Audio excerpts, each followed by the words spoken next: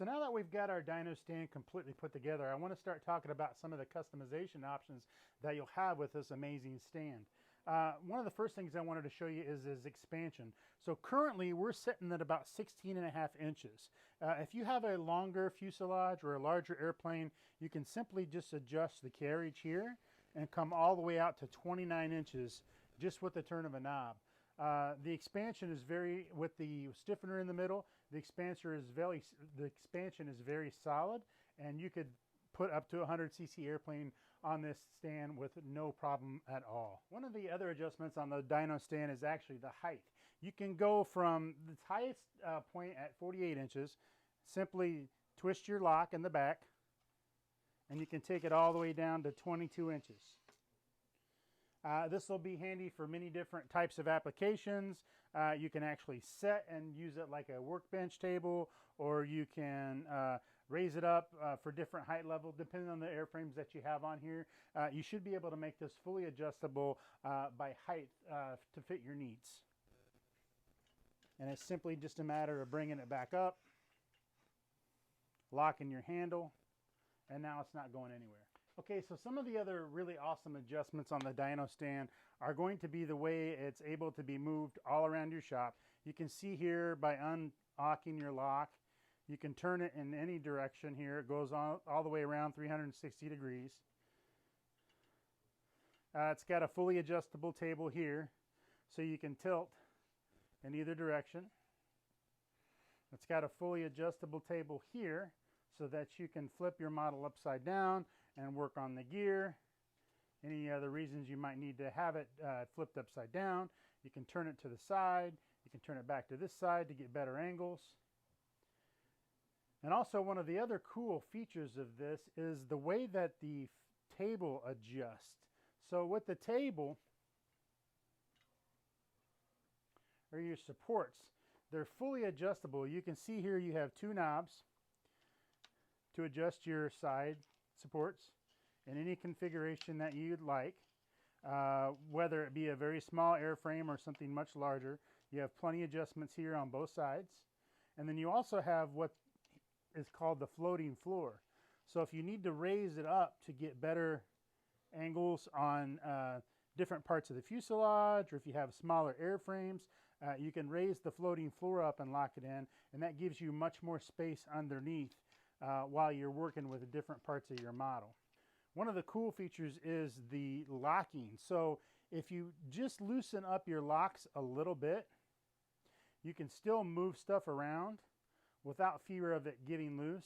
But if you really need to move it, so as an example, if I wanted to loosen this up just a little bit, I can adjust the tilt and it'll stay there in any place that I put it. If I really want to lock it down so I make sure it's not going to move, I just tighten this down and it's not going anywhere. It works the same on all angles. So as you loosen your pivot table here, you can just get it tight enough so it holds, so that when I bring it there, it'll stay there all on its own. So that way if you're going to go back and forth with different things, you can move it back and forth without actually having to unlock your lock. And then again, if you want it locked tight, you just lock it down tight and then it's not going anywhere. Okay, so now that we've talked about some of the customizing features of being able to use this stand, let's go ahead and put a couple of airframes on it and check it out. First, we're going to check out the Seagull Models MaxiLift 35cc airplane. We're going to go ahead and put this on the stand.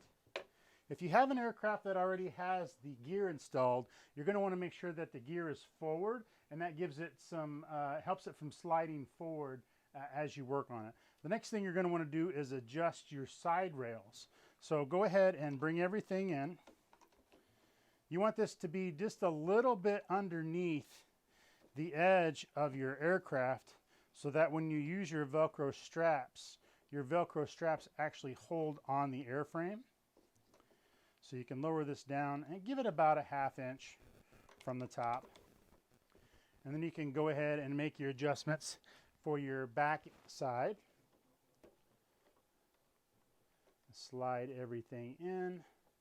I found that it's a little easier to adjust the height here, and then the width works a little better if you use it from the front because of the anti-rotation bracket that's on the back side. This just slides a little easier on here. So you can bring that in and get that all set.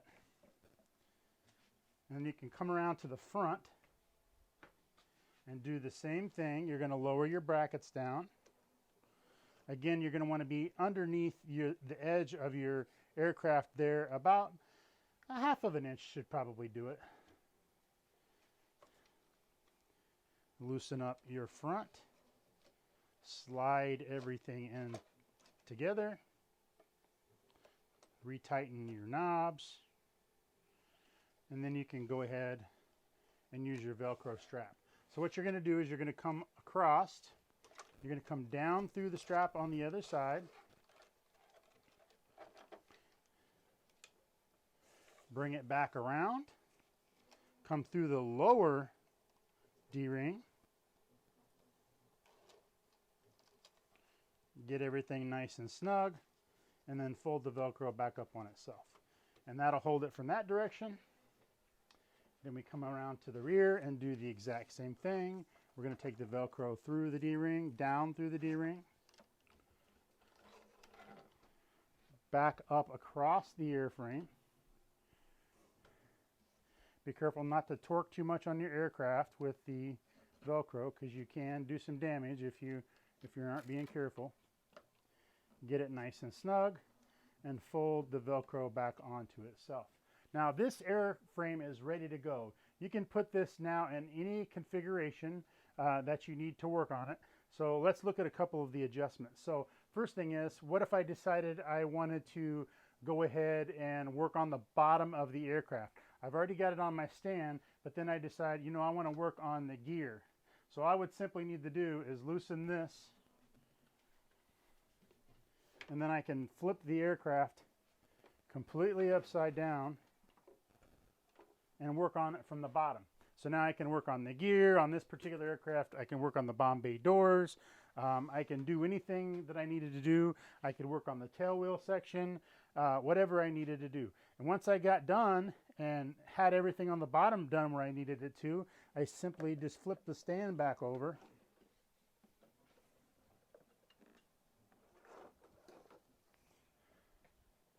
And now I can go ahead and work on the rest of the aircraft up here. Now, one of the cool features that I really like, so when you're working on this and you wanted to work on the servos, instead of having to be up here like this, what you can do is you can loosen this a little and you can tilt it to make it just to have easier access for you while you're working on your models. Again, if you tighten it up just a little bit, you can move it as you work, and you don't have to worry about loosening it every single time. It'll stay right there, and then when I raise it up, I can just raise it right there, and then anywhere I leave it, it will stay. If I want to really crank it down, then I just go ahead and tighten this down, and it's not going anywhere. Tighten that down good, and now it's going to stay. Let's say, for example, we wanted to work on the engine.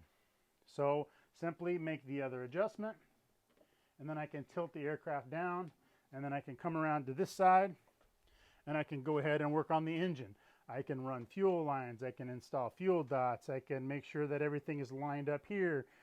Easy, very easy access, easy to get to, and right at eye level so you can see it without having to make a lot of crazy adjustments. Same thing, if I want to go ahead and work on the tail section, I can simply tilt it, and then I can go ahead and work on installing servo bays. I can go ahead and work on tail surfaces.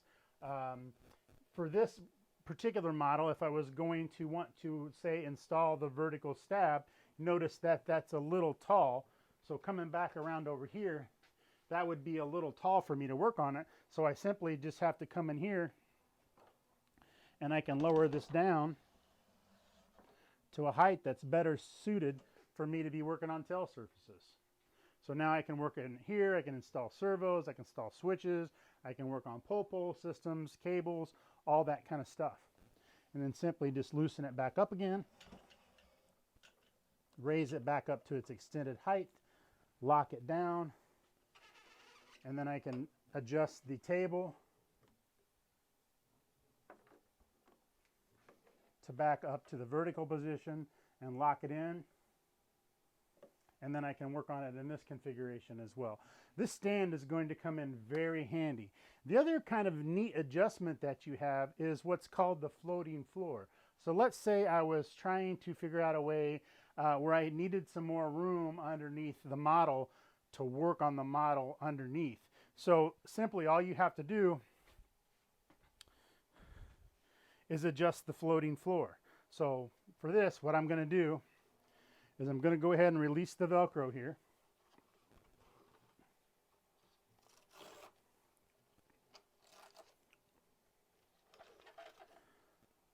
And then I can loosen my thumb screws on this side. And then I can raise this floor up to whatever height I need to gain additional height underneath to work on the airframe. So now with the floating floors, I've made a gap here. So now if I need to work on the underneath side of the airframe, it's going to give me more availability to be able to do that.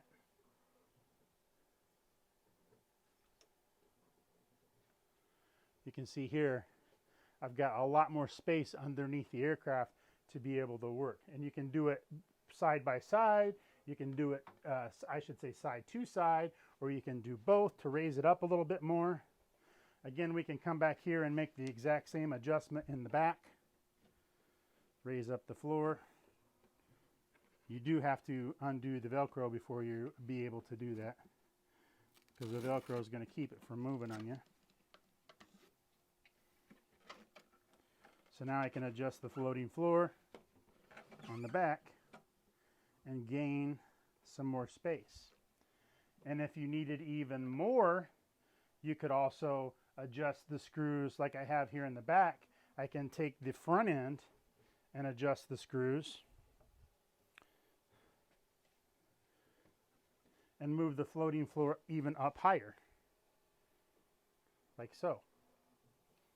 And then everything locks into place and is ready to go. So you have several different ways you can customize this stand to suit whatever it is on your aircraft that you're going to be working on. And it's actually going to be very cool. So now let's take a look at a larger aircraft. So I have a larger Corsair over here. Let's pull off the maxi lift, set it aside.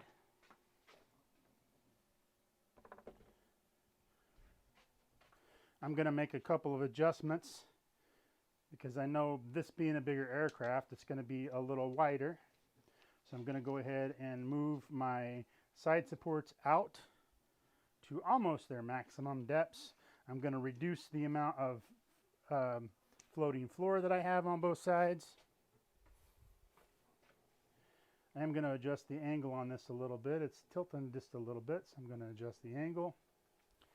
And then I'm going to go ahead and move this out with my floating floor. Lower my floating floor.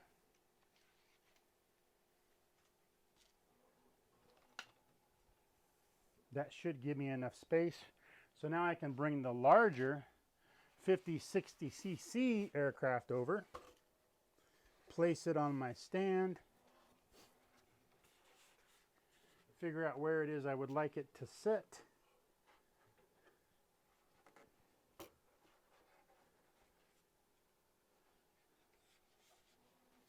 Like that, I think will be okay. And then I can make my adjustments on my side supports to there. Lower this one down.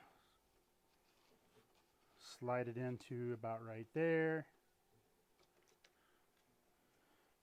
Because this is a larger airframe, what you're going to do is you're going to come down through the bottom D-ring first.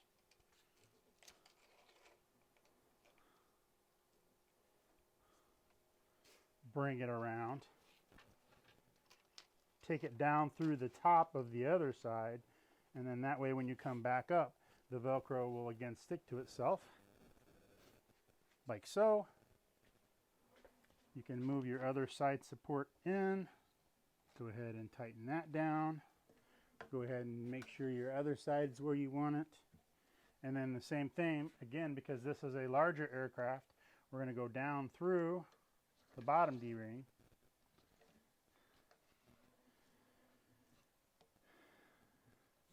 Across, down through the other side D-ring. That way when we fold the Velcro tight, it will actually come across and be able to Velcro back onto itself. So now you've got your Corsair on your stand and can start making the same adjustments and fittings for that airplane. So if you, again, if you needed to flip it upside down, simply loosen this handle here, and then you can flip your airframe all the way upside down. This will actually be good for working on gear. So what you could actually do is you could flip this over in the stand and place it on top upside down and work on your retracts or do anything like that to the wing that you would be able to do it as well. And then you can get to your bottom end to do anything that you need to do with servos or wiring or anything such as that. And then you can bring it back around here. As we talked about before, you can unlock it in place to there, be able to work on your cockpit details, your engine, you know, be able to do your servos and all the stuff inside there with switches and batteries and all that stuff being easy to get to. And then once you got all that done, if you wanted to go ahead and work on installing the engine, you simply make another adjustment here, and then you can tilt your fuselage back to here so that you can work on your engine. Or again, you can work on the tail assembly as well. Simple as that. Again, you would have to lower this down to get it down to the lower adjustment so that you can work easily on the tail. But as you can see, you can literally get to all of the different areas of your airplane with just a couple of small adjustments. I like its adjustability. I really think this stand's going to be very popular. It does actually have wheels on it, so it's easy to move around your shop. And you can basically get the airframe wherever you need to get it to be able to work on it. You do still have your adjustable floors. You can adjust your adjustable floors up and down. You can do basically anything you need to do with your aircraft and have everything secured properly on your stand so that you can feel safe knowing that you're not going to get a bunch of hanger rash while you're working on the airframe. So since we're talking about customization of this awesome plane stand, you'll also be able to set this up to work on wings as well. So in this case, you could work on your surfaces and getting your surfaces all set. You could go ahead and work on your wing root if you needed to run wires or make any adjustments here. You can flip it up and be able to work on your servo bays. If you also decided that you needed to work on the wingtip, you can simply move it up here and work on the wingtip. That Velcro needed to be just a little bit tighter, but you're getting the idea. It's just a simple adjustment. There I go, and then it's all on there good now. And this is not going to come off here and create me any hanger rash. So this would be good for any covering applications that you needed to do. You can simply flip it down in the direction that you need it and be able to work on anything that you need to work on. And it's going to hold everything securely so that you don't have to flip around and be messing around with getting hanger rash or banging anything up in your shop. This actually is going to be much nicer for working on these airplanes and not being able to have it on a flat table, which a lot of us, this is how we work, is on flat tables. With this type of a stand, you're going to be able to adjust it and flip it around and move it and be able to get the stuff a whole lot easier. Again, it has the height adjustment, so if you got tired of standing there and were wanting to work on something, you could sit down and lower it down to the level that you need it to work on it there. And I think this is going to be a very nice stand indeed. The quality is very high. It's made out of tubular structural aluminum. Everything adjusts well, everything fits well, and I had absolutely zero problems putting this thing together. And I'm happy to say that I believe this is going to be very popular. And if you're in the market for a new stand, make sure you swing over by Dynostand.com and grab yours today. As always, thank you very much for watching and have a great day.